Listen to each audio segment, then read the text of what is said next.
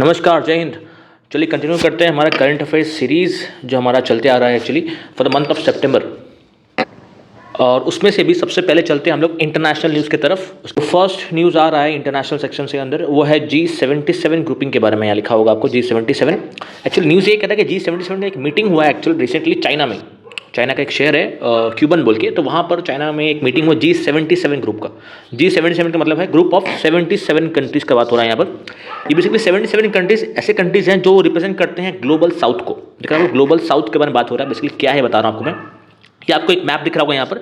इस मैप के अंदर एक आपको दिख रहा होगा ग्लोबल नॉर्थ साइड और एक होगा ग्लोबल साउथ, और इसके बीच से एक लाइन गई है। ये लाइन के बारे में बात कर रहा हूँ, इसको बोलते हैं ब्रांडेड लाइन, ठीक है ना। तो ये ब्रांडेड लाइन बेसिकली डिवाइड करता है नॉर्दर्न कंट्रीज़ को जो बेसिकली डेवलप्ड कंट्रीज़ हैं, दीज आर डेवलप्ड, और सदर्न कंट्रीज़ को जो है बेसिकली डेवलपिंग है या फिर अंडर डेवलप्ड है।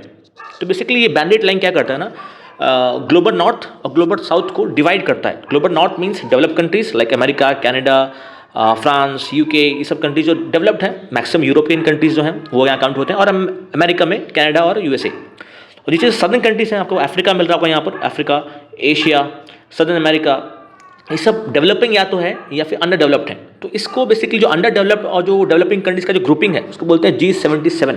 This group is for developing country. Basically उनका जो हक है इंटरनेशनल स्ट्रीम रखने के लिए, तो G77 का उसका ग्रुपिंग बनाया गया। तो उसका मीटिंग रिसेंटली हुआ है एट क्यूबन, जो एक शहर है चाइना के अंदर। याद रखना आपको, वो शहर यहाँ पर मीटिंग हुआ है जस्ट। और ये मीटिंग बेसिकली बैकड्रॉप में हुआ है किसके, G20 के। इंडिया में G20 चल रहा था, तो उसके ही जस्ट बैकड्रॉप में चाइना ने ऑर्गेनाइज किया है G77 का मीटिंग। याद रखना आपको वो चीज़।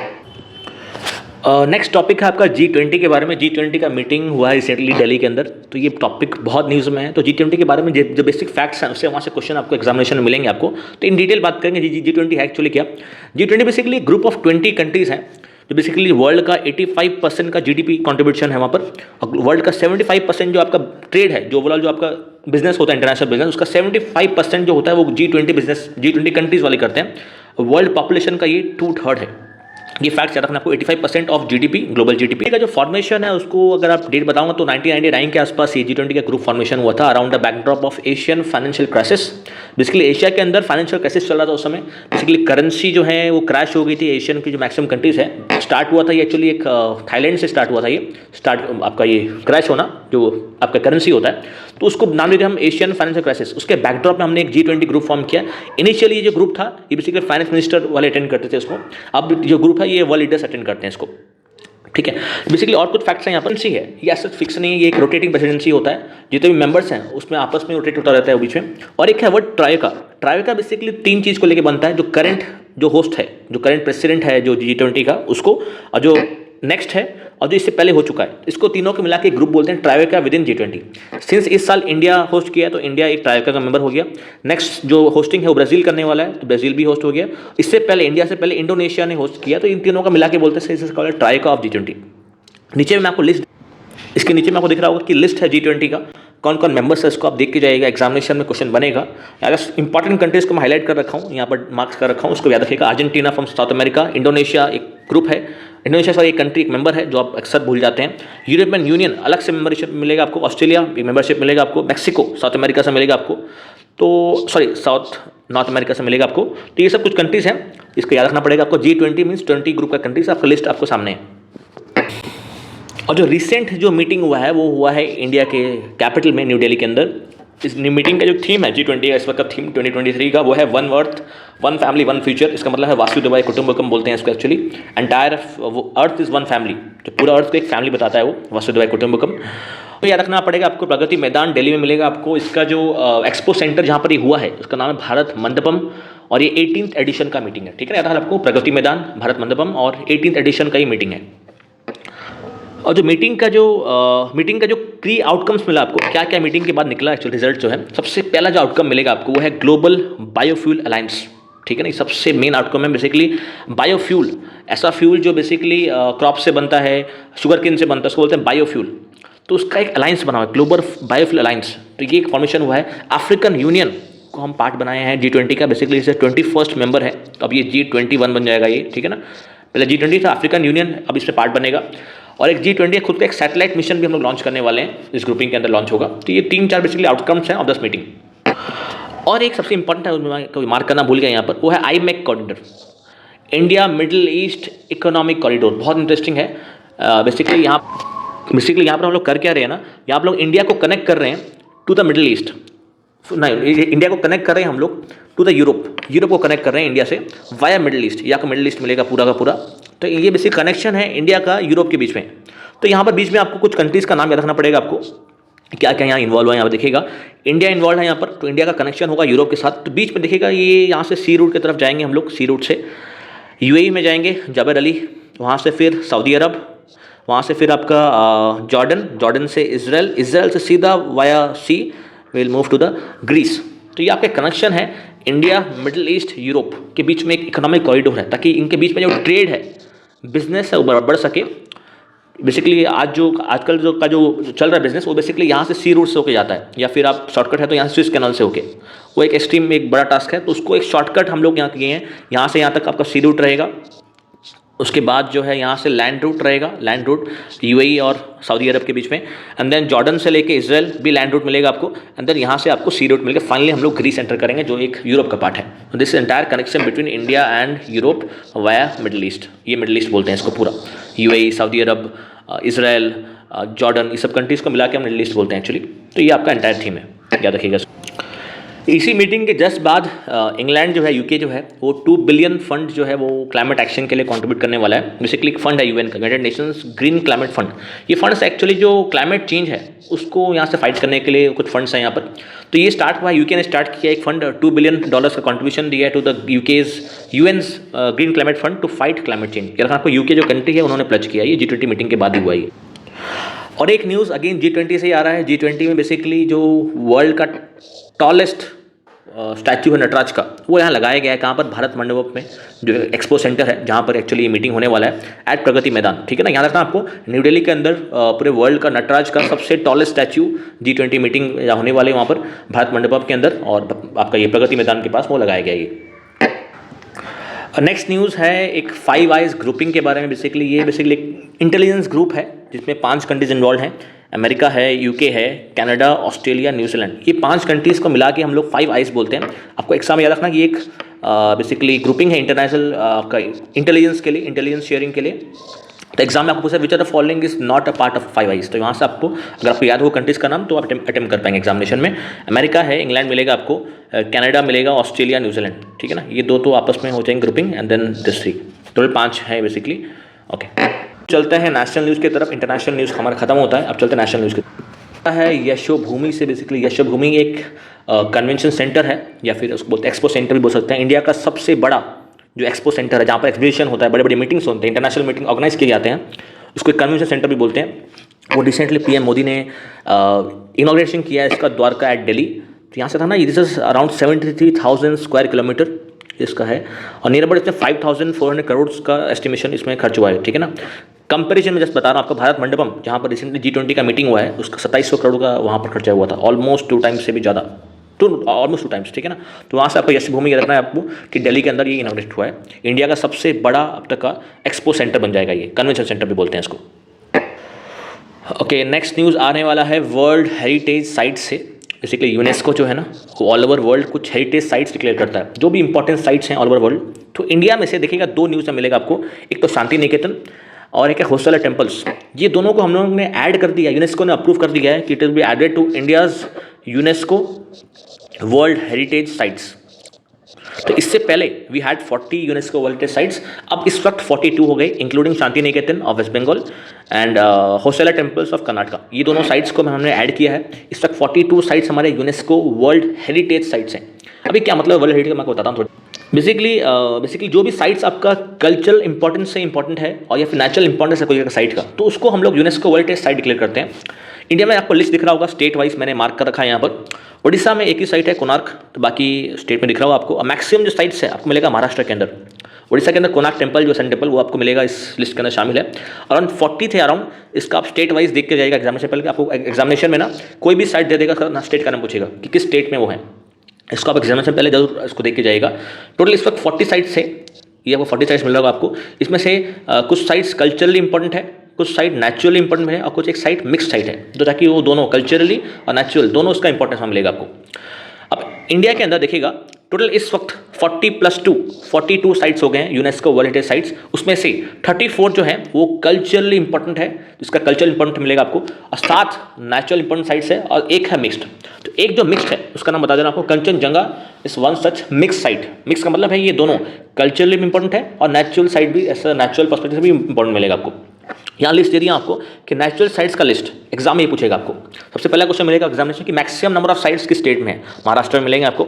Second, which are the following is a natural which are the following is a natural UNESCO world heritage site. आपको क्या लिस्ट याद होना चाहिए, Kaziranga national park of Assam, Manas of Assam, western Ghats, Sundarban national park भी इसमें शामिल मिलेगा आपको, केरव ऑफ आपका ये Rajasthan, Nanda Devi national park of Uttarakhand, valley of flowers of Uttarakhand and great Himalayan national park of Himachal Pradesh. ये कुछ साइट्स हैं जो नेचुरली इंपॉर्टेंट है, तो नेचुरल सिग्निफिकेंस के हिसाब से याद रखना पड़ेगा आपको। Kaziranga of Assam, Manas national park of again of Assam, western Ghats मिलेगा, सुंदरबन नेशनल पार्क वेस्ट बंगाल के अंदर है, Keoladeo of Rajasthan, Nanda Devi of Uttarakhand, valley of flowers of Uttarakhand and great Himalayan national park of Himachal Pradesh. तो ये लिस्ट आपको याद रखना पड़ेगा। This list is of 7 naturally important UNESCO world heritage sites. और इंडिया का जो फर्स्ट जो साइट डिक्लेरेशन हुआ था यूनेस्को वर्ल्ड हेरिटेज साइट्स, तो आपको 4 साइट्स मिलेंगे around, Taj Mahal, Agra fort, Ajanta caves, Ellora caves. ये चारों बेसिकली एक ही साथ डिक्लेयर हुआ था 1983 के अराउंड, जो इंडिया का first 4 UNESCO world heritage site था। ताजमहल आगरा फोर्ट पास में मिलेगा आपको, अजंता और एलोरा केव्स ये आपको मिलेगा औरंगाबाद के अंदर, नियर महाराष्ट्र के अंदर, ठीक है ना, याद रखना उसको। और एक बात है, सिंस यहाँ पर शांति निकेतन का वर्ड बार बार यूज हो रहा है, शांति निकेतन और होसला टेम्पल, तो शांति निकेतन बेसिकली आप याद होना चाहिए, मालूम होना चाहिए कि Shanti Niketan basically is a home to a famous personality Rabindranath Tagore. इनका घर था बेसिकली यहाँ पर, इसी जगह में इन्होंने विश्व भारती यूनिवर्सिटी जो है फेमस वो बनाई थी, विश्व भारती यूनिवर्सिटी। सिंस यहाँ पर रविंद्रनाथ टैगोर न्यूज़ में आ गए हैं, तो इनके बारे में बैकग्राउंड इनका स्टैटिक जो जीके है इनका, इनके बारे में मालूम होना चाहिए, एवरी डिटेल आपको मैं आपको दिखाता हूँ यहाँ पर। सबसे पहला जो फैक्ट है रविंद्रनाथ टैगोर के बारे में, मैंने यहाँ लिख रखा है, each and every cheese detail में लिख रखा हूँ कि क्या क्या एग्जामिनेशन में पूछ सकता है आपको। Rabindranath Tagore basically first non European है या फर्स्ट एशियन है नोबेल लॉरेट। एशिया से फर्स्ट टाइम इन्होंने नोबेल प्राइज जीता था, नोबेल प्राइज 1913 में जीता था ये, लिटरेचर के फील्ड में। गीतांजलि एक पोएम है इनकी फेमस, उसके कॉन्ट्रीब्यूशन की वजह से इन्होंने 1913 के अंदर लिटरेचर के अंदर फर्स्ट नॉन यूरोपियन और first Asian to win Nobel prize for his work in Gitanjali के वर्क जो इनका फेमस पोएम है उसके वजह से इनको नोबेल प्राइज मिला था। सेकेंड, इनका जो कॉन्ट्रीब्यूशन नेशनल एंथम में बहुत बड़ा है। इन्होंने 2 कंट्रीज़ का नेशनल एंथम डिज़ाइन किया, बेसिकली इंडिया और बांग्लादेश। इंडिया का जनगण मन और बांग्लादेश का अमर सोना बांग्ला। इंडिया का जो जनगण मन है इसको अगेन ये ट्रांसलेट भी कर चुके हैं इंग्लिश के अंदर एट चित्तौड़ आंध्र प्रदेश। याद रखना आपको, चित्तौड़ एक जगह आंध्र प्रदेश के अंदर, तो वहाँ पर इन्होंने ट्रांसलेट किया था इस नेशनल एंथम को टू इंग्लिश। तो ओरिजिनली ये बंगाली में लिखा गया था ओरिजिनली, तो बंगाली से इंग्लिश भी इन्होंने ही ट्रांसलेट किया था। एग्जाम पूछता है बहुत बार, which are the following personalities translated Jana Gana Mana to English, again Rabindranath Tagore ही इसको ट्रांसलेट किए थे, तो वो पॉइंट याद रखिएगा।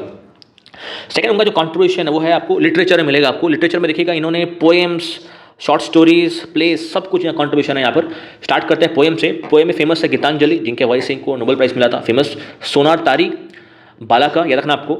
कुछ शॉर्ट स्टोरीज हैं, काबुली वाला, गोरा, घरे बहरे, ये सब फेमस है, पूछा हुआ क्वेश्चन है सब। कुछ फेमस प्लेस हैं, Muktadhara, Raktakarabi, Chitrangada, Kapalkundala and court dancer. ये कुछ फेमस पोएम्स हैं, फेमस शॉर्ट स्टोरीज हैं जहाँ एग्जाम में पूछेगा आपको एग्जाम बेसिकली ये पोएम का नाम दे देगा, पूछेगा पोएम का ऑथर कौन है। तो यहाँ आपको इन सब के जो ऑथर्स हैं आपको रविंद्रनाथ टैगोर ही मिलेंगे आपको। एजुकेशन में कंट्रीब्यूशन देखते हैं क्या है इनका। बेसिकली इन्होंने विश्व भारती यूनिवर्सिटी बनाई थी शांति निकेतन के अंदर, जो अभी basically UNESCO world heritage site बन चुका है। This UNESCO world heritage site बन चुका है इस वक्त, ये न्यूज़ एक्चुअली। इन्होंने महात्मा जो टाइटल है महात्मा गांधी को दिया था, याद रखना आपको वो चीज़। और इनको जो नाइटहुड है वो अचीव हुआ था वाया ब्रिटिश किंग जॉर्ज 5, याद रखना आपको। जॉर्ज 5 जो ब्रिटिश के किंग थे, इनको नाइटहुड का टाइटल दिया था, नाइटहुड का जो कॉन्ट्रीब्यूशन दिए थे वहाँ पर। और महात्मा जो है टाइटल दिए थे महात्मा गांधी को। महात्मा गांधी इनको दिए थे गुरुदेव का टाइटल। गुरुदेव का जो टाइटल है, गुरुदेव रविंद्रनाथ टैगोर, तो गुरुदेव का टाइटल इनको मिला था बाय महात्मा गांधी। ये कुछ फैक्ट्स हैं, आपको एग्जाम में पूछ सकता है, याद रखिएगा इसको। नेक्स्ट जो न्यूज़ है वो आ रहा है एक रेलवे स्टेशन से, बेसिकली उसका जो रीनेम हो चुका है actually. Udhampur in Jammu Kashmir has been renamed as captain Tushar Mahajan railway station. Basically ये वीर जवान है हमारे जम्मू कश्मीर के अंदर। उधमपुर जो स्टेशन था उसको बेसिकली नया नाम दे दिए हैं by the our army professional, Tushar Mahajan railway station. याद रखना आपको नया नाम इसका उधमपुर रेलवे स्टेशन का। एग्जाम आपको पूछ सकता है ये चीज़। नेक्स्ट न्यूज़ है again about a great personality, MS Swaminathan. ये basically father of India's green revolution है, याद रखना आपको, इंडिया का जो ग्रीन रेवोल्यूशन का जो फादर है इनको बोला जाता है। स्टोरी क्या वैसे बता रहा हूँ आपको मैं, 1960s में, 1960s के अंदर इंडिया में आया था ग्रीन रेवोल्यूशन, जहाँ पर हमने high yielding variety seeds use किया था ताकि हमारा जो आपका प्रोडक्शन है ऑफ वीट हो गया, राइस हो गया, वो बढ़ सके। कि इंडिया में देखा हो आपको, इंडिपेंडेंस के बाद 1947 के बाद से जो हंगर है, पॉवर्टी, उसका बहुत बड़ा इशू चल रहा था। तो उसको सिर्फ प्रोडक्शन अगर बढ़ेगा, इफ़ द प्रोडक्शन राइजेस, तो हर घर में खाना पहुंचेगा सर। प्रोडक्शन तभी बढ़ेगा जब आप ग्रीन रेवोल्यूशन लेके आएंगे इंडिया में, ठीक है ना। इस ग्रीन रेवोल्यूशन का जो बैकग्राउंड है वो MS स्वामीनाथन जी लेके 1960s के अराउंड ये लेके आए थे। इन्होंने ये सीखा था कहाँ से, नॉर्मल बोलुंग से। Normal Bolung basically father of green revolution in world बोला जाता है इनको। नॉर्मल बोलुंग मैं लिख देता हूँ यहाँ पर, नॉर्मल बोलुंग ये father of green revolution of the world है। 1940s में ये लेके आए थे एट USA, अमेरिका में ये लेके आए थे बेसिकली। तो वहाँ से सीखने के बाद MS स्वामीनाथन जो है, लिखा हुआ यहाँ पर कि normal Borlaug is father of green revolution in the world, MS Swaminathan is of India, ठीक है ना। पूछेगा एग्जामिनेशन में आपका, father of green revolution of India, MS Swaminathan, father of green revolution in the world, normal Bolung. इनसे सीख के हमने इंडिया में जो ग्रीन रेवोल्यूशन वो लेके आए थे, ठीक है ना। यार आपको 1940s में इन्होंने लेके आया था अमेरिका में, तो 1960s में अराउंड हम लोग ने इनसे सीखने के बाद इंडिया में इसको अप्लाई किया ताकि इंडिया को जो पॉवर्टी और हंगरनेस का जो इशू उसको सॉल्व कर सकें हम लोग। और सिंस न्यूज़ में है कि MS स्वामीनाथन का रिसेंटली डेथ हो गया यहाँ पर, तो इनके नाम में ही एक राइस इंस्टीट्यूट भी खुला हुआ है यहाँ पर, आपको दिख रहा होगा, मैं इसको हाईलाइट कर देता हूँ सेकेंड। नाम है इसका मोंकम्बू राइस रिसर्च स्टेशन, ये खुला है केरला के अंदर। एग्जाम पूछ सकता है कि which are the following rice research institute has been named after MS Swaminathan, तो यहाँ आपको Moncombu rice research institute at Kerala. Next news आ रहा है आपका स्मार्ट सिटीज़ कॉन्क्लेव 2023, ठीक है ना। इंदौर अगेन देखिएगा, लास्ट 5 साल से तो इंदौर ही best smart city, cleanest city का अवार्ड लेते आया है, ठीक है ना। और मध्य प्रदेश को जो है बेस्ट स्टेट इन इंडिया का अवार्ड मिला है in this smart city conclave 2023, ठीक है ना। याद रखना कोई चीज़ कि स्मार्ट सिटी कॉन्क्लेव जो हुआ था रिसेंटली इंदौर के अंदर, MP में हुआ था बेसिकली ये, तो MP को ही basically best state in India मिल गया और इंदौर को बेस्ट स्मार्ट सिटी मिला है। नेक्स्ट न्यूज़ आने वाला है बेसिकली बैंक से आ रहा है। SBI ने रिसेंटली लॉन्च कर दिया है Nations first transit card. Basically ये डिजिटल पेमेंट्स को आगे बढ़ाने की बात कर रहा है। बेसिकली जितने भी हमारे मेट्रोज हैं, बसेस हैं, वाटर फेरीज हैं, पार्किंग है, ये सब जगह में डिजिटल पेमेंट्स को बढ़ाने के लिए, ताकि पेमेंट डिजिटली कर सकें, उसके लिए एक कार्ड बनाया गया है SBI के द्वारा, नेशंस फर्स्ट ट्रांजिट कार्ड। इसको यूज़ करके यू कैन डिजिटली पे, इस जगहों में यू कैन डिजिटली पे। तो यहाँ आपको Nations first transit card is launch by state bank of India. और जो है इंडिया का पहला UPI ATM, वो भी न्यूज़ में है, इंडिया का पहला UPI ATM, ऐसा ATM जहाँ से आप UPI से आप यू कैन विड्रॉ मनी, तो ये लाया गया हिटाची के through. Hitachi and NPCI, national payment corporation of India, दोनों मिला के ये इंडिया का पहला UPI ATM लेके आए हैं। ये रखना आपको, हिटाची एक कंपनी है, NPCI के साथ इन्होंने कोलैबोरेट करके ये लॉन्च किया है। नेक्स्ट न्यूज़ आ रहा है सांची से। सांची एक जगह है मध्य प्रदेश के अंदर, is India's first solar city, ठीक है ना। ये बेसिकली इंडिया का पहला सोलार सिटी है। इसका मतलब है कि सांची के अंदर एक जगह है, सांची MP के अंदर, तो वहाँ पर दिखेगा ये जो शहर है ये फुल्ली डिपेंडेंट है रीनेबल एनर्जी के अंदर। जो रीनेबल एनर्जी होता है इसको आप रिन्यू कर सकते हैं, लाइक सोलार एनर्जी हो गया जो आपको सन से मिलता है।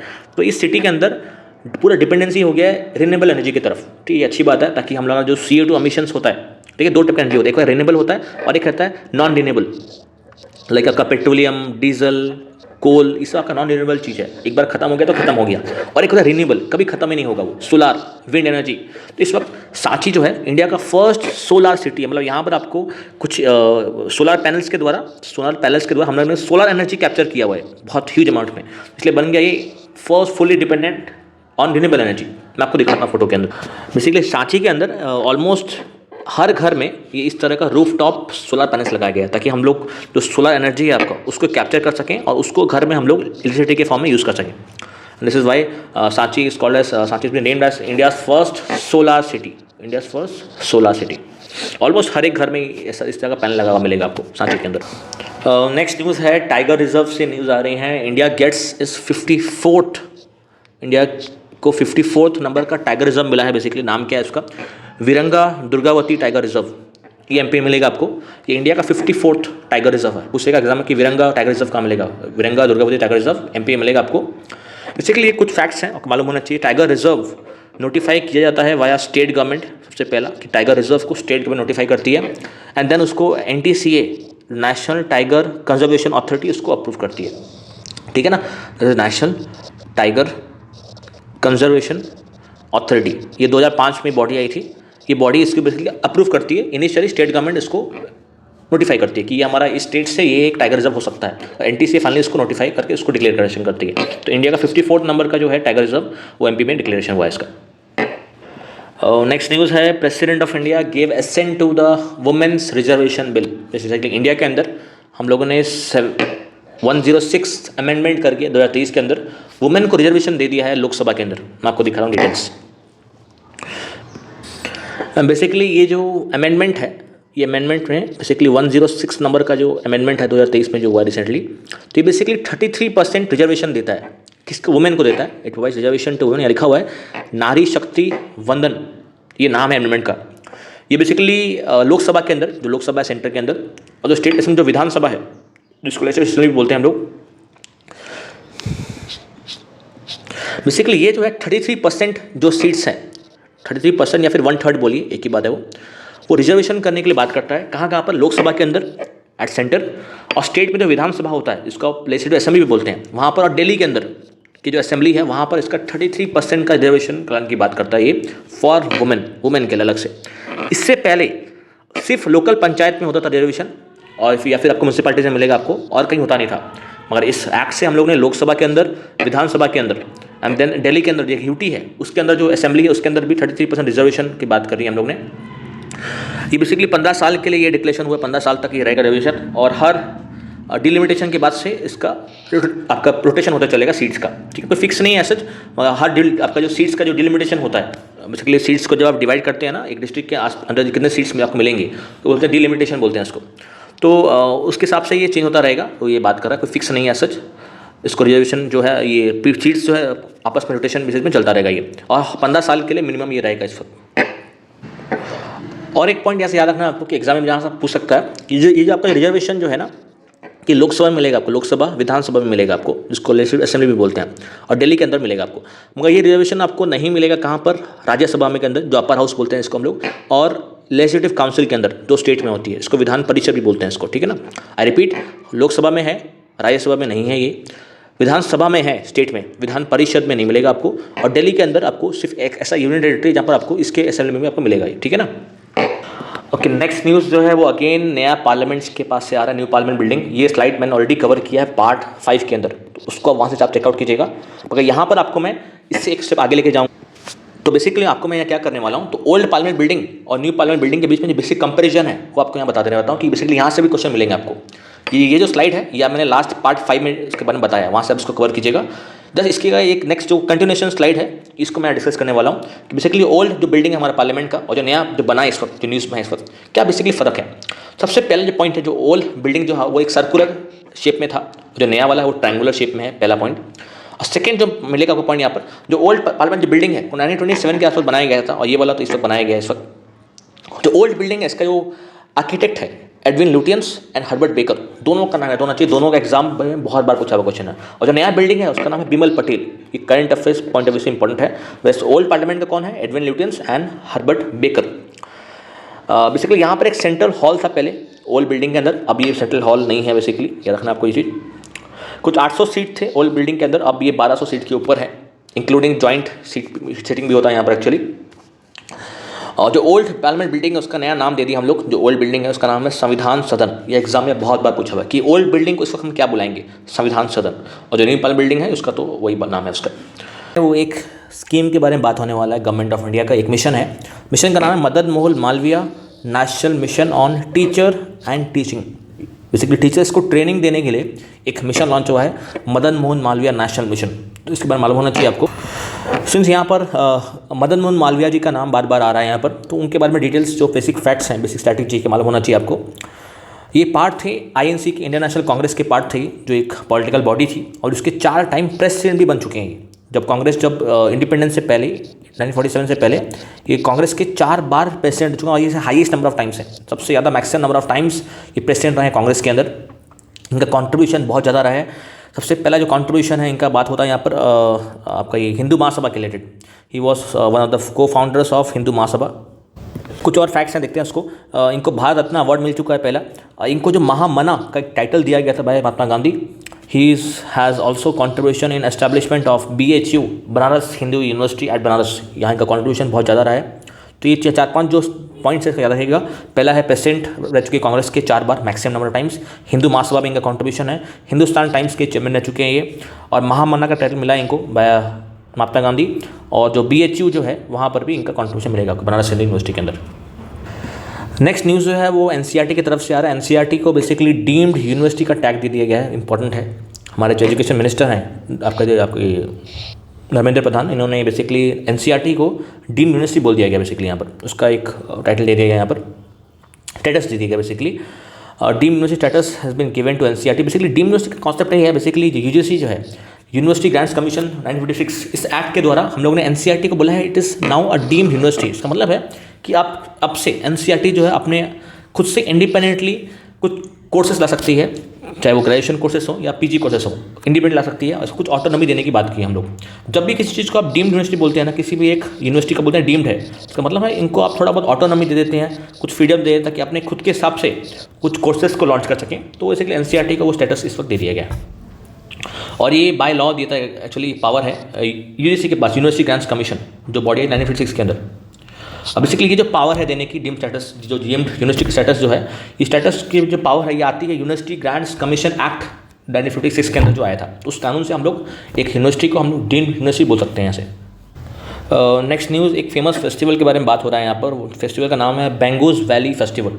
ये रखना बेंगोस वैली फेस्टिवल, आपके एग्जाम में पूछेगा कि किस स्टेट से बिलोंग करता है फेस्टिवल। जम्मू कश्मीर से ये फेस्टिवल बिलोंग करता है, बस याद रखिएगा जम्मू कश्मीर के अंदर बेंगोस वैली फेस्टिवल सेलिब्रेट किया जा रहा है। नेक्स्ट न्यूज़ आते हैं उड़ीसा से रिलेटेड कुछ बात करेंगे हम लोग, हमारे स्टेट के अंदर से कुछ क्या न्यूज़ यहाँ निकल रहे हैं। बेसिकली न्यूज़ ये है कि उड़ीसा का जो प्रमिला मलिक हैं, ये वुमेन है, यहाँ दिख रहा होगा फोटो आपको।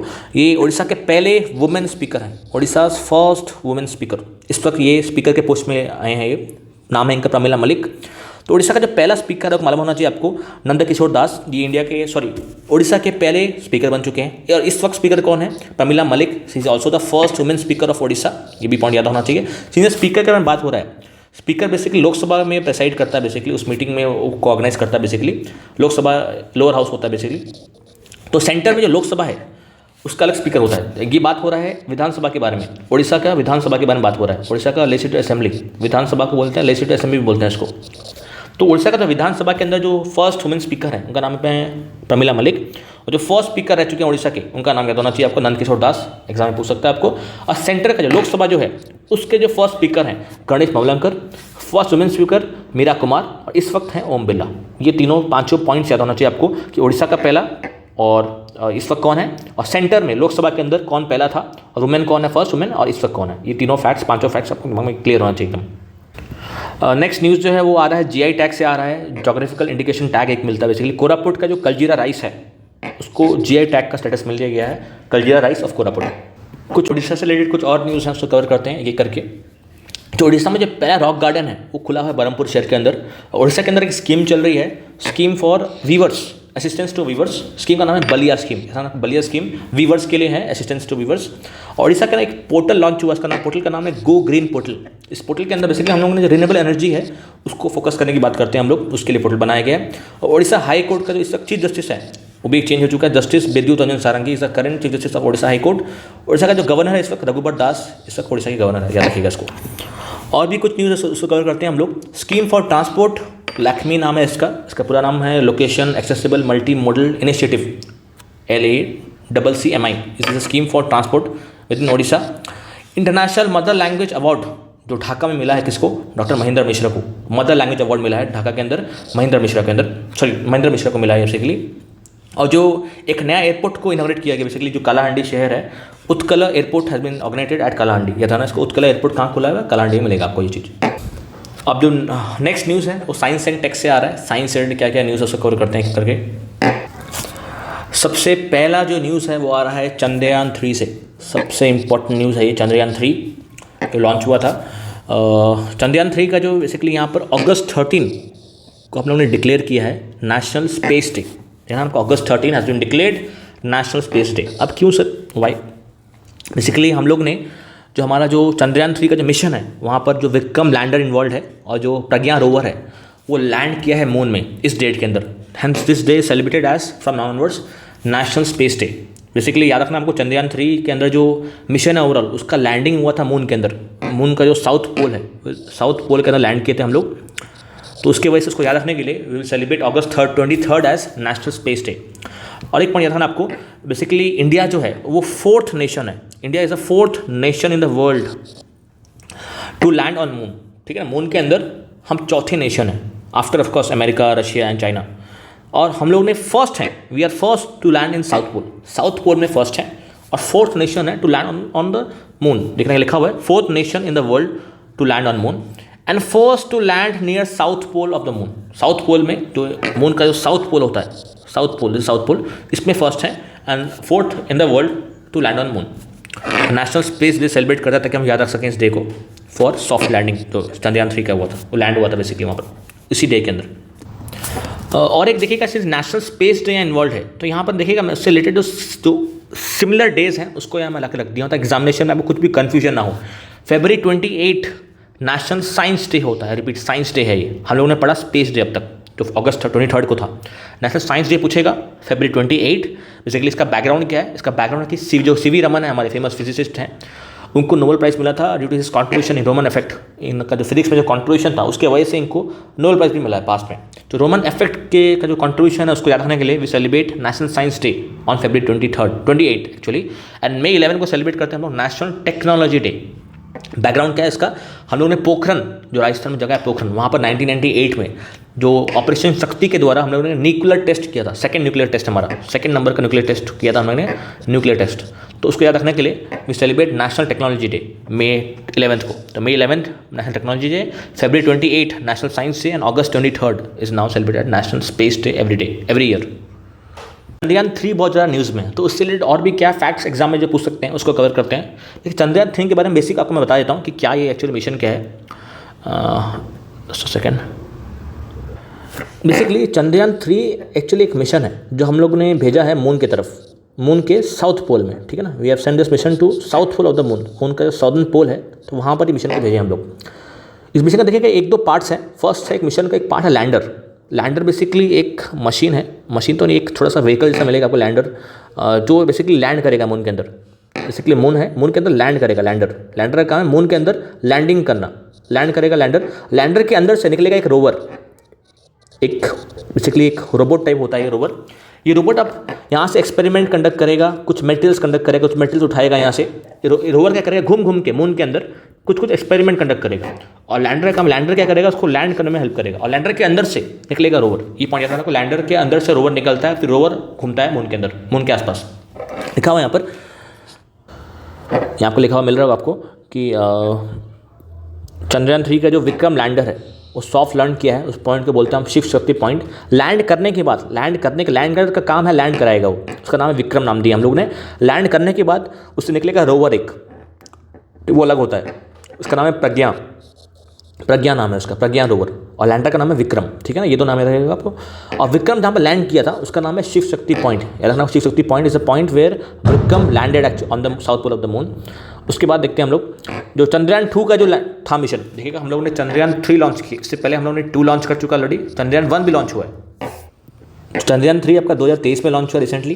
और 2019 के आसपास हम लोग ने चंद्रयान 2 लॉन्च किया था, जो पार्शियली फेल हो गया था एक्चुअली। और चंद्रयान 1 हमारा 2008 या 9 के आसपास ये लॉन्च हुआ था। ठीक है ना, तो चंद्रयान 3 का जो पॉइंट है, लैंडिंग का पॉइंट है, तो नाम है शिव शक्ति पॉइंट। सिमिलरली चंद्रयान 2 जो अटेम्प्ट था हमारा 2019 का जो अटेम्प्ट था, उसका लैंडिंग पॉइंट को बोलते हैं हम तिरंगा। ठीक है ना, जहाँ पर एक्चुअली वो लैंडर क्रैश कर गया था। बताया, मिशन एक्चुअली फेल हो गया चंद्रयान 2। यहाँ जो आपका जो लैंडर था विक्रम लैंडर, उसको क्रैश हो गया था, वो पूरा पहुँच नहीं पाया था वहाँ, ठीक से लैंड नहीं हो पाया था। तो वहाँ से तिरंगा उसका नाम याद रखना पड़ेगा आपको। तिरंगा नाम है चंद्रयान 2 के लैंडिंग साइट का, और शिव शक्ति पॉइंट नाम है विक्रम लैंडर का जो चंद्रयान 3 का जो पार्ट है। ठीक है ना, अब देखते हैं हम लोग कि चंद्रयान 3 का मोटा मोटी ऑब्जेक्टिव्स क्या है, क्यों हम लोग ये कर रहे हैं। बेसिकली सॉफ्ट लैंडिंग जो है साउथ पोल के अंदर, वो अगेन एक ह्यूज टास्क है, आपस में एक ह्यूज अचीवमेंट एक्चुअली। उसके बाद जो लैंडिंग करने के बाद लैंडर लैंडिंग करेगा, उसके बाद रोवर जो वहाँ से निकलेगा और वहाँ से कुछ एक्सपेरिमेंट्स कंडक्ट करेगा कुछ दिन तक। ठीक है ना, तो वहाँ से जितना उसका मिशन का लाइफ है उसके हिसाब से कुछ मेटल्स उठाएगा, कुछ कंडक्ट करेगा एक्सपेरिमेंट्स, ताकि हमको मून के बारे में इन्फॉर्मेशन मिल सके वहाँ से। ये आपको दिख रहा होगा, सॉफ्ट लैंडिंग करने के बाद विक्रम लैंडर सॉफ्ट लैंडिंग करेगा यहाँ से, सॉफ्ट लैंडिंग। उसके बाद रोवर निकलेगा जो एक्सपेरिमेंट कंडक्ट करेगा, इन सेटो एक्सपेरिमेंट बोलते हैं इसको। और एक पॉइंट एग्जाम पूछेगा आपको कि सर ये जो चंद्रयान 3 लॉन्च हुआ फ्रॉम अर्थ टू मून, किससे लॉन्च हुआ, लॉन्चर का नाम पूछता है आपको, है ना आपको, GSLV, जियो सिंक्रोनस लॉन्च व्हीकल, ये GSLV का लॉन्चर है बेसिकली MK3, इसका स्पीड होता है बेसिकली MK2 MK3 का जो है GSLV आता है ना, GSLV is a launcher of the Chandrayaan 3। और कुछ फैक्ट देखते हैं हम लोग। विक्रम लैंडर का नाम बता दिया आपको मैं, और प्रज्ञा नाम है उस रोवर का जो एक्सपेरिमेंट कंडक्ट करता है वहाँ पर। साउथ पोल के अंदर लैंड किया हम लोग। India basically first in the world है to land on south pole, और 4th कंट्री है टू लैंड ऑन मून, ठीक है ना, ये रखना आपको, after US, Russia, China of course. यहाँ पर देखिएगा मैंने चंद्रयान 1 और चंद्रयान 2 को भी यहाँ रख रखा है, वहाँ से भी क्वेश्चन आपको एग्जाम में मिलेंगे आपको, ठीक है ना। चंद्रयान 3 न्यूज़ में नो डाउट, मगर आपको चंद्रयान 1, चंद्रयान 2 से भी क्वेश्चन मिलेंगे एग्जामिनेशन में, इस पर भी मिलेंगे, इससे चंद्रयान ओवरऑल इन्वॉल्व है। चंद्रयान 1 लॉन्च हुआ था 2009 के आसपास, चंद्रयान 2 लॉन्च हुआ 2019 के आसपास, ठीक है ना, ये दोनों लॉन्च हो चुका है। इस वक्त चंद्रयान 3 चल रहा है, इस वक्त चंद्रयान 3 लॉन्च हो चुका है। चंद्रयान जो 9 था, जो चंद्रयान 3 जो 1 था, चंद्रयान 1 जो था, वहाँ हमारा बेसिकली मोटिव था कि हम बेसिकली मैप करेंगे, कुछ मैप बनाएंगे वहाँ पर कि क्या क्या मेटेरियल्स में इन्वॉल्व है मून के अंदर, मून के ओवरऑल जो। तो यहाँ पर मैंने क्या रखा है, मैंने बेसिकली चंद्रयान 1 और चंद्रयान 2 को डिटेल यहाँ कंपैरिजन कर रखा है। एग्जाम में आपको वहाँ से भी क्वेश्चन मिलेंगे कि चंद्रयान 1 कब आया था, क्या उसका ऑब्जेक्टिव था, क्या उसका आउटकम था। सिमिलरली आपका चंद्रयान 2 आपको मिलेगा क्वेश्चन वहाँ पर। चंद्रयान 1 जो है 2009 में आया था ये, और चंद्रयान 2 जो है 2019 में आया था, ठीक है, पहला। दूसरा चंद्रयान 1 जो था सबसे पहला मशीन था टूवर्ड्स मून एक्चुअली, वो बेसिकली मैपिंग के लिए था। यहाँ पर हमने ओवरऑल एक मैप क्रिएट किया था कि किस तरह मून का सरफेस दिखता है, किस तरह जो लूना सरफेस है, मून सरफेस दिखाई देता है। और चंद्रयान 2 को बेसिकली यहाँ काम था, यहाँ पर एक ऑर्बिटर था, अटैच था, लैंडर था और रोवर था, ये तीनों पार्ट थे। मगर इस वक्त चंद्रयान 1 में इसमें से कुछ भी नहीं था। चंद्रयान जो 2 है, यहाँ पर देखिएगा 3 पार्ट था, यहाँ पर आपको लिखा होगा ऑर्बिटर, लैंडर, रोवर।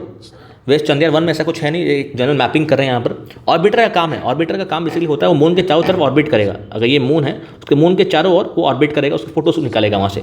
लैंडर का काम है मून में लैंड करेगा, और लैंडर के अंदर लैंड करने के बाद से लैंडर के बाहर से निकलेगा रोवर, जो एक्सपेरिमेंट करेगा, यहाँ पर डाटा कलेक्ट करेगा और एक्सपेरिमेंट करता है बेसिकली। तो ये 3 पार्ट था।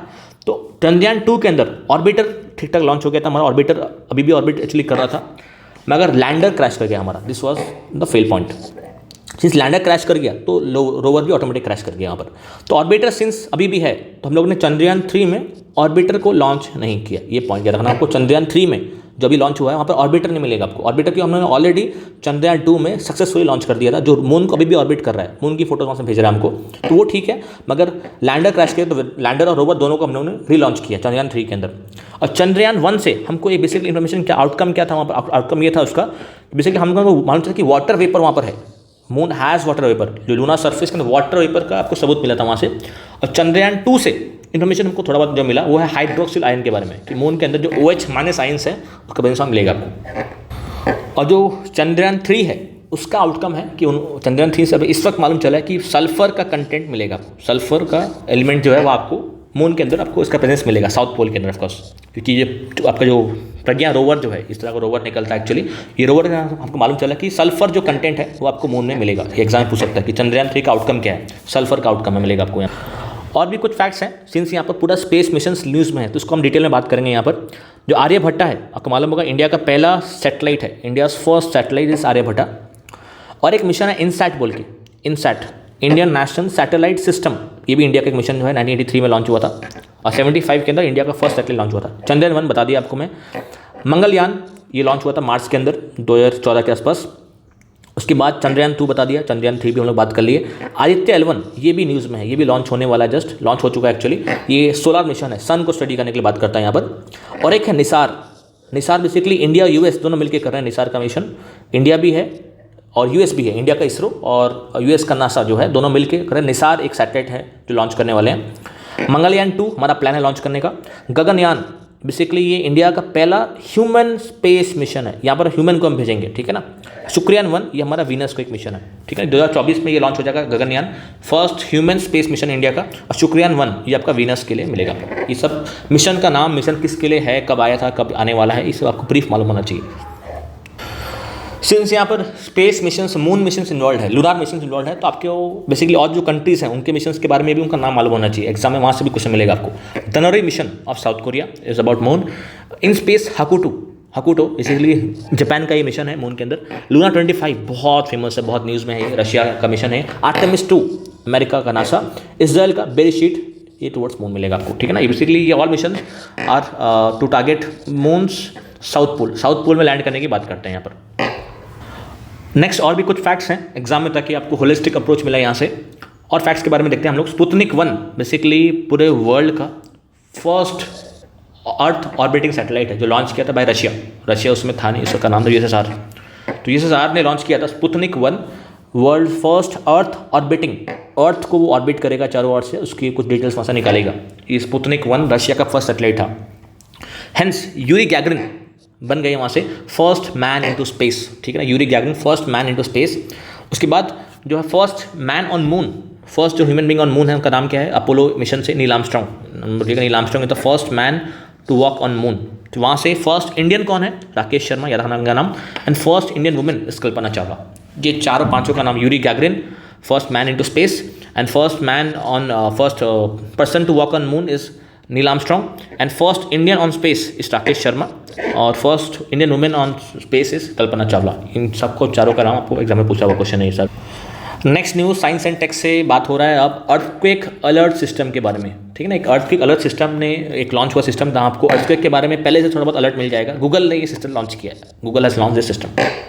नेक्स्ट न्यूज़ है रिन्यूएबल एनर्जी से अगेन न्यूज़ आ रहा है। इंडिया का फर्स्ट ग्रीन हाइड्रोजन बस हुआ है दिल्ली के अंदर, लॉन्च हुआ है दिल्ली में by our petroleum minister Hardeep Singh Puri. इनको लॉन्च किए हैं इंडिया में फर्स्ट ग्रीन हाइड्रोजन बस। अभी ग्रीन हाइड्रोजन क्या है मैं आपको दिखाता हूँ। देखिए एक्चुअली क्या है, हमारा जो ट्रांसपोर्ट सेक्टर है, हमारा जो ट्रांसपोर्ट सेक्टर है वो मैक्सिमम पेट्रोल डीजल में चलता है, या मैक्सिमम उसको हम लोग इलेक्ट्रिसिटी से चला रहे हैं, ईवीज ज़्यादा उसको लॉन्च कर रहे हैं अभी इस वक्त। मगर उसको देखिएगा एक ऑल्टरनेटिव है ट्रांसपोर्ट सेक्टर का, वो है हाइड्रोजन।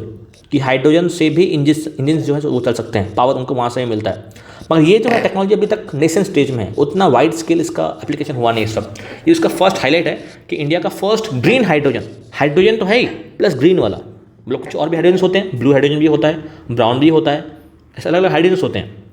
तो ग्रीन हाइड्रोजन का फ़ायदा ये है कि हाइड्रोजन को जो बनाने का जो प्रोसीजर है टू मेक हाइड्रोजन, क्या होता है ना, एक्चुअली एक प्रोसीजर होता है। हम लोगों ने H2O, जो H2O है जो वाटर है, यहाँ पर इसको इसके अंदर से इलेक्ट्रोलिसिस करके actually to extract H+ ions from hydrogen, we need to conduct electrolysis a process by which H+ and O2- जो आयंस है वो अलग हो जाते हैं वहाँ से। तो H+ है, वहाँ से हम लोग हाइड्रोजन बनाते हैं वहाँ से, ठीक है ना। तो ओवरऑल जो एक प्रोसीजर है जहाँ पर हम लोग इलेक्ट्रोलिसिस से, जहाँ पर हम लोग ने, तो ओवरऑल एक जो प्रोसीजर है जहाँ पर हम लोग ने जो इलेक्ट्रोलिसिस प्रोसीजर फॉलो करके हाइड्रोजन H2O से जो हाइड्रोजन निकालते हैं। और ये जो ग्रीन हाइड्रोजन का मतलब ये है यहाँ पर कि जो इलेक्ट्रोलिसिस में जो एनर्जी लग रहा है आपको, इस प्रोसेस के अंदर जो इलेक्ट्रोलिसिस का जो प्रोसीजर है, इसके अंदर यूनिट एनर्जी, ये एनर्जी आता है रिन्यूएबल सोर्सेज के अंदर। The source of this energy is renewable, मतलब कहीं सोलर से आएगा, विंड से आएगा, रिन्यूएबल सोर्सेज से आता चाहिए। This procedure is called as green hydrogen. Hydrogen क्या है सर? ग्रीन हाइड्रोजन फर्स्ट कि H2O से आपको निकालना है H+ और O2-। और जो कहाँ से आएगा, इस प्रोसेस का नाम है इलेक्ट्रोलिसिस। आपको बेसिकली इलेक्ट्रोलिसिस करने के बाद ये अलग अलग हो जाता है। और इलेक्ट्रोलिसिस करते वक्त आपको चाहिए एनर्जी, इलेक्ट्रिसिटी, वो आएगा रिन्यूएबल एनर्जी से। अगर वो एनर्जी आ रहा है रिन्यूएबल सोर्सेज से आ रहा है, बोलते हैं ये आपका हाइड्रोजन जो आपको मिला यहाँ पर, वो है green hydrogen. This is all about the green hydrogen. Green hydrogen mission, इसके बारे में आपको थोड़ा बहुत मालूम होना चाहिए। 2022 में मिशन आया था ग्रीन हाइड्रोजन, ताकि हम ग्रीन हाइड्रोजन की तरफ और आगे बढ़ें। एक ग्लोबल हब हमारा बनने का टारगेट है। We want to be a global hub in this green hydrogen. Domestic manufacturing इसका बढ़ाना चाहिए हमको, उस वजह से इसका एक मिशन लॉन्च हुआ है। मिशन का पार्ट एक्चुअली है कि हम लोग को जो R&D है, रिसर्च एंड डेवलपमेंट, वहाँ उसको बढ़ाना है। यहाँ पर पब्लिक प्राइवेट पार्टनरशिप को आगे बढ़ाना है। टारगेट है कि हमारा एटलीस्ट 5 मेगा मिलियन टन जो है इसका कैपेसिटी हमको रखना है ग्रीन हाइड्रोजन का। अब यहाँ आपको एग्जाम में मिल रहा है, आपको यहाँ आपको स्लाइड में मिल रहा है, मुझे बताया आपको मैं कि किस तरह हम लोग को बेसिकली वाटर से हम लोग बनाते हैं green hydrogen via the process called electrolysis. यहाँ देखिए ग्रीन में क्या हो रहा है, वाटर से आपको अलग अलग करना, दिस इज वाटर, इसको अलग यहाँ से आपको H+ आयंस मिलेगा। और वाटर से जो प्रोसीजर है इसको बोलते हैं इलेक्ट्रोलिसिस। इलेक्ट्रोलिसिस का जो एनर्जी है वो आने वाला है ग्रीन एनर्जी है, ठीक है ना, ये रखना पड़ेगा आपको ये चीज़। तो ये सिमिलरली अगर वो एनर्जी आ रहा है नेचुरल गैस से, अगर वो आ रहा है, the same energy is coming from natural gas, CH4 से अगर आ रहा है, उसको बोलते हैं ग्रे हाइड्रोजन। अगर वही एनर्जी नेचुरल गैस से आ रहा है और जो CO2 जो निकल रहा है इस प्रोसीजर के द्वारा, उसको आप अंडरग्राउंड स्टोर कर रहे हैं, उसको बोलते हैं ब्लू हाइड्रोजन, ठीक है ना। ग्रीन हाइड्रोजन का मतलब है सोर्स, जो एनर्जी का सोर्स है वो एक रिन्यूएबल सोर्स है वहाँ पर। ग्रे का मतलब है सोर्स उसका है नेचुरल गैस जो नॉन रिन्यूएबल है ऑफकोर्स। और ब्लू हाइड्रोजन का मतलब है कि उसका सोर्स तो नेचुरल गैस है ही, नॉन रिन्यूएबल है ही, बस उसका जो बाय प्रोडक्ट है, उस प्रोसेस में जो बाय प्रोडक्ट निकलता है वो है CO2, उसको हम स्टोर कर ले रहे हैं अंडरग्राउंड के अंदर, this called blue hydrogen. Next news आपको मिलेगा डिफेंस सेक्टर से मिलेगा आपको, उसको कवर करते हैं एक बार। न्यूज़ ये है बेसिकली एक वॉरशिप लॉन्च हुआ है महेंद्रगिरी बोल के, वो महेंद्रगिरी एक वॉरशिप लॉन्च हुआ है। It is part of project 17A, एक प्रोजेक्ट है प्रोजेक्ट 17A। तो उसमें से हमारा जो एक लास्ट वॉरशिप है, फ्रिगेट जिसको बोलते हैं हम लोग, ठीक है ना, उसका नाम है महेंद्रगिरी, वो हमने लॉन्च किया। फ्रिगेट वो एक वॉरशिप है। फ्रिगेट बेसिकली एक्चुअली क्या होता है ना, शिप के साथ साथ एक शिप बहुत बड़ा होता है वॉरशिप, शिप के साथ एक छोटा सा होता है फ्रिगेट बोल के, जो शिप को डिफेंड करेगा कहीं जाके, ठीक है ना, कहीं उसको वॉर लड़ना है कहीं पर, तो वो फ्रिगेट अगर जाके अटैक कर देगा पहले, तो फ्रिगेट बेसिकली एक डिफेंस होता है शिप के पास। तो उस फ्रिगेट का नाम है महेंद्रगिरी, जो हमने लॉन्च किया है बाया project 17A by ministry of defence. Basically यहाँ पर आपको प्रोजेक्ट 17A के बारे में मालूम होना चाहिए, प्रोजेक्ट 17A क्या है, यहाँ पर डिटेल मालूम होना चाहिए क्या है। बेसिकली ये प्रोजेक्ट के अंदर हम लोग ने टारगेट किया कि हम लोग बनाएंगे नीलगिरी क्लास फ्रिगेट्स और वॉरशिप बोलते हैं इसको, नीलगिरी क्लास। ये एग्जाम पूछ सकता है कि किस क्लास का सबमरीन है, किस क्लास का ये फ्रिगेट है, एक्चुअली नीलगिरी क्लास है। तो टोटल 7 ऐसे फ्रिगेट्स का टारगेट है हमारा, उसमें से हम लोग सातों लॉन्च करती हैं। उसमें से पहला था नीलगिरी, हिमगिरी, उदयगिरी, दुनागिरी, तारागिरी, विधानगिरी and Mahendragiri. Mahendragiri was the last one, ये 7वां हो गया आपका। सबसे पहला था Nilgiri. India first new warship was Nilgiri. इस वक्त जो लास्ट है महेंद्रगिरी को भी लॉन्च हम करती हैं। और देखते हैं क्या क्या न्यूज़ में डिफेंस से रिलेटेड। डिफेंस एक्सरसाइजेस कुछ न्यूज़ में है। पहला एक्सरसाइज का नाम है वरुण। वरुण बेसिकली इंडिया और फ्रांस के बीच में एक्सरसाइज होती है, एक नेवल एक्सरसाइज है। सिम्बेक्स है इंडिया और सिंगापुर के बीच में, ठीक है ना, ये भी एक मैरीटाइम है, मतलब नेवी से रिलेटेड एक बायलैटरल एक्सरसाइज है।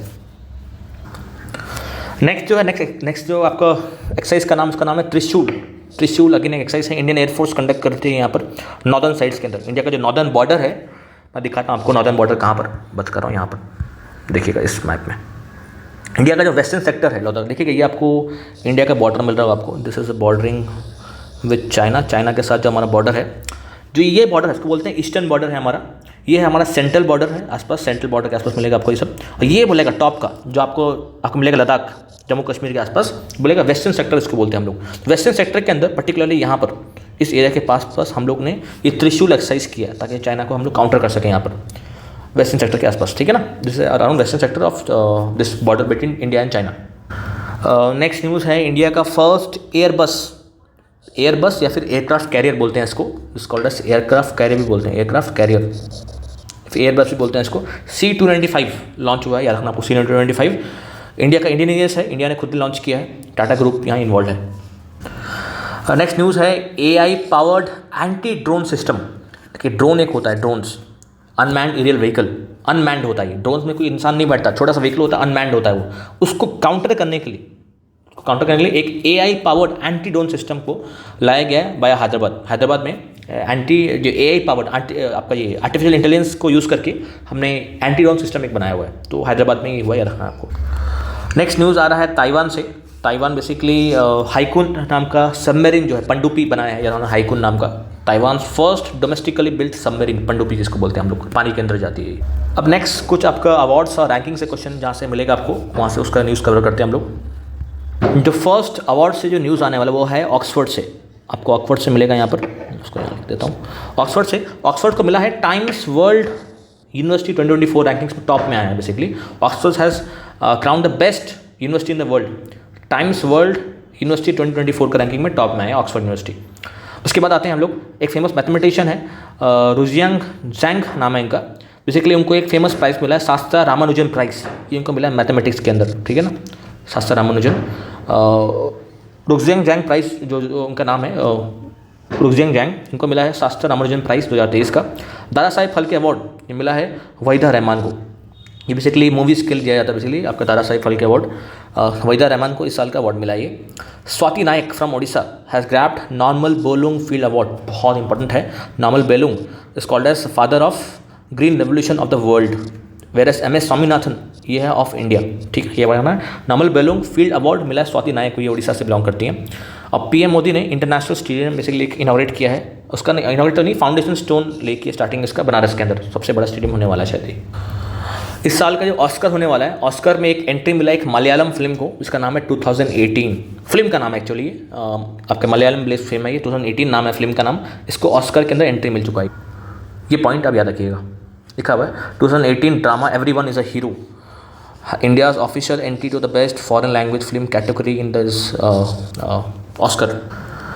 नेक्स्ट बात आ रहा है वेन्यू के बारे में। मिस वर्ल्ड 2023 होने वाला है कश्मीर के अंदर, ये आप याद रखिएगा, कश्मीर के अंदर हो सकता है फ्यूचर में, नवंबर दिसंबर में होने वाला है। चलिए नवंबर तो हो चुका है, दिसंबर में शायद हो सकता है, ठीक है। नेक्स्ट एक इंडेक्स है, ग्लोबल इनोवेशन इंडेक्स।